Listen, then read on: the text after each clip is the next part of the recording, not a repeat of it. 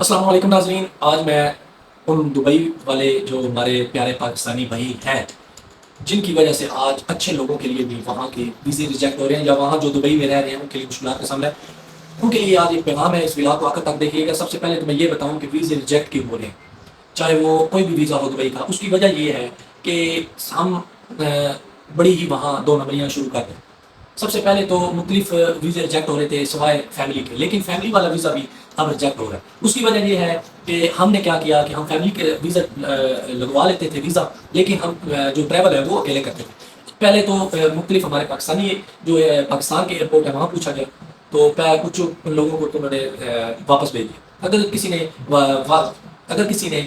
سفر کر لیا دبئی، اگر ایئرپورٹ پر پہنچا تو دبئی والوں نے ان سے پوچھا کہ آپ کے ساتھ فیملی تھی، فیملی کے ساتھ یہ ویزا لگا ہوا تھا وہ کیوں؟ تو جب انہوں نے یہ دیکھا کہ یہ اب پاکستانی اس دو نمبری پر اتر آئے ہیں کہ فیملی کا ویزا لگواتے ہیں وہ ٹریول اکیلے کر رہے ہیں، تو انہوں نے یہ بھی سمجھا اور انہوں نے اس پر بھی مطلب اس ویزے کو بھی بند کر دیا اور ریجیکٹ کرنا شروع کر دیا۔ تو جب ایسے معاملات ہم کریں گے تو یقیناً ویزے کہاں لگیں گے۔ اس طرح کی مثالیں دو اور میں دیتا چلوں کہ ہمارے پاکستانی کچھ خاص طبقے نے کیا کیا کہ وہاں پر دبئی میں کمپنیاں بنائی، وہاں ملازم شو کیے اور لون لیے اور پاکستان بھاگا۔ یہ ایک بہت بڑا سکیم وہاں کیا گیا پاکستانیوں کی جانب سے، تو جس کی وجہ سے جب دبئی والوں نے دیکھا کہ یہ تو ایسے کرنا شروع کر دیا، انہوں نے یہ ویزے ریجیکٹ کیے، بند کیے۔ اسی طرح پھر انہوں نے بڑی تعداد میں پاکستانی بھیک مانگتے ہوئے عورتیں یا مرد کو پکڑا۔ لاسٹ ٹائم آپ کو پتا ہوگا کہ سعودی عرب میں عمرے کے دوران انہوں نے کافی تعداد میں پاکستانی بھیک مانگتے پکڑے جنہیں ڈپورٹ کیا گیا۔ تو بات یہ کرنے کا مقصد ہے کہ ہم نے کہیں بھی جا کر اپنی اوقات دکھانے سے نہیں باز آئے۔ تو جو پاکستانی وہاں اچھا کام کر رہے تھے، اچھا بزنس کرنا چاہ رہے تھے، جنہیں